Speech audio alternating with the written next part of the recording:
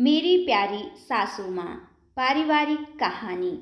बहुत सीधी थी वो, बिल्कुल चाशनी में डूबी जलेबी सी। जब भी तसल्ली से बैठ जलेबी तक पहुँचने की कोशिश करती, चाशनी का असर खत्म होते होते मन भर जाता है। सुना है जीवन घर के नाम कर दिया था। ना कहीं निकलना, ना किसी से मिलना, ना ज़्यादा किसी से मतलब, सीधी साधी पति और बच्चों के लिए करने में आनंद लेने वाली वो भली और उनका घर भला। ऐसा ये कहते हैं। मैं सुगंधा उनके सीधेपन को शादी के इतने समय बाद भी समझ ही ना पाई। आज बस एक ही वाक्य उनकी विशेषता में निकलता है, सीधी हैं। सीधी बनने का नाटक करती हैं, बेवकूफ़ हैं या अति चतुर।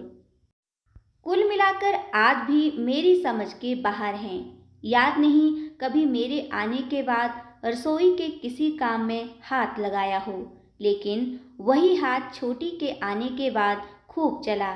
मेरा पहला परिचय उनसे इस वाक्य के साथ हुआ था, मैं रसोई में कोई दखल अंदाजी नहीं करती।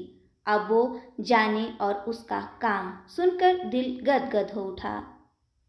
कितनी अच्छी हैं। अगले ही पल आवाज़ थी, महज आवाज़ या घुमा फिरा कर जताया गया अपना रूह।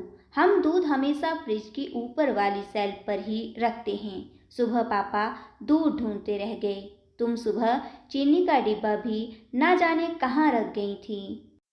पापा को दूध फीका ही पीना पड़ा। दूध जगह पर रखना, डिब्बों की तरफ नज़र घुमाई, सामने ही तो है। कह नहीं पाई कि साइज के हिसाब से अरेंज किए हैं।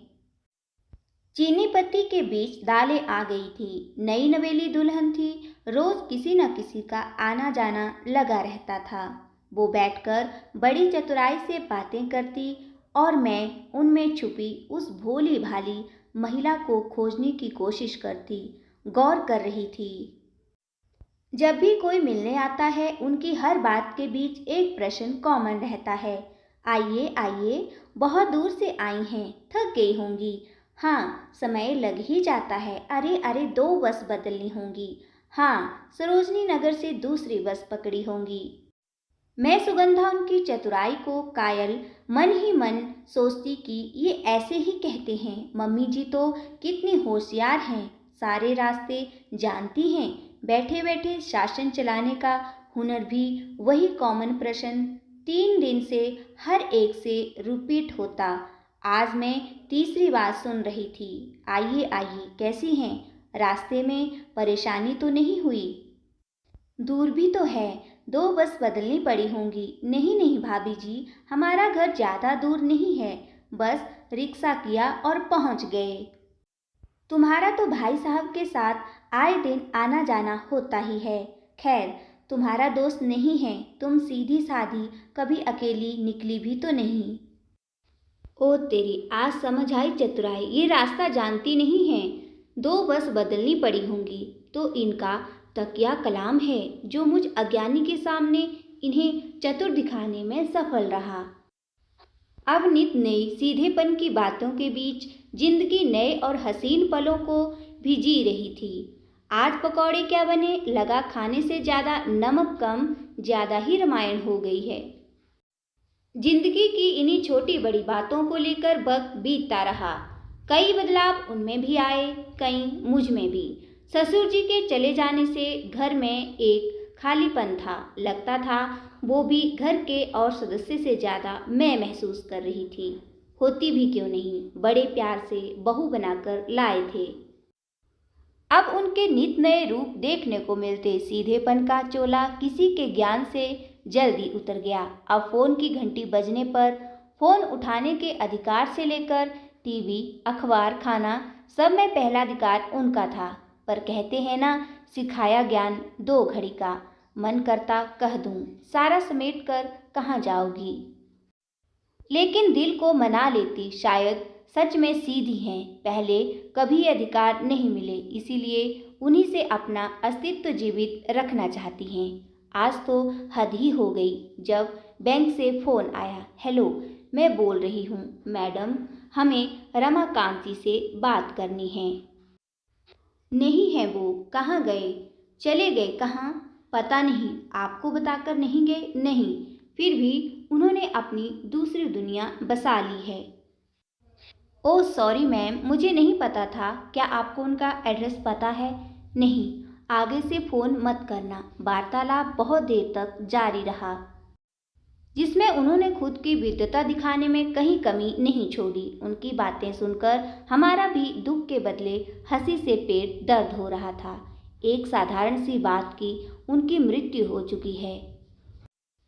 उस भोली भाली महिला या अति ज्ञानी महिला ने तिल का ताड़ बनाकर परोस दिया।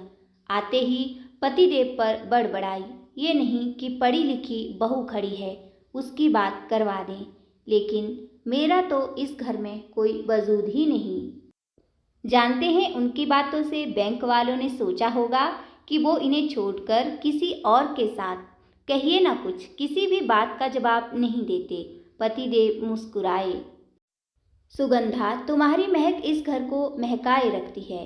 तुमने कैसे सोच लिया कि तुम्हारा वजूद नहीं? मैं आज फिर वही कहूँगा, बहुत सीधी हैं वो। चतुर होती तो क्या इस तरह की बात करती? परिवार में हमेशा पिताजी का शासन रहा और वो सदा अपने वजूद को तरसती हैं। आज जब कागज पर उनके साइन करवाए जाते हैं, आने वाले उनसे मिलने आते हैं, उन्हें लगता है अब वो अधिकार सारे उनके हैं जो कभी पिताजी के पास थे। यही नहीं, मैं ये देख रहा हूँ कि तुम भी उन्हें अच्छे से समझने लगी हो, तभी तो हर बार उनकी चतुराई में उनका सीधापन ढूंढ लाती हो। जीवन इन्हीं मिली जुली खट्टी मीठी बातों का गुलदस्ता है, जिन्हें तुम्हें यानी सुगंधा को अपनी महक से बरकरार रखना है। आज सुगंधा की शादी को 30 साल हो चुके हैं। सासू माँ आज भी बहुत सीधी हैं और सारा सीधापन सुगंधा के आगे ही दिखाती हैं। अजी भाभी जी, बहू ने मिठाई बहुत अच्छी बनाई है। हाँ, अच्छी बनाने लगी है। 30 साल हो गए शादी को, अब जाकर बिल्कुल मेरे हिसाब का सीख पाई हैं। सुगंधा को मीठी और भोली भाली मुस्कुराहट सासू माँ ने दिखा दी।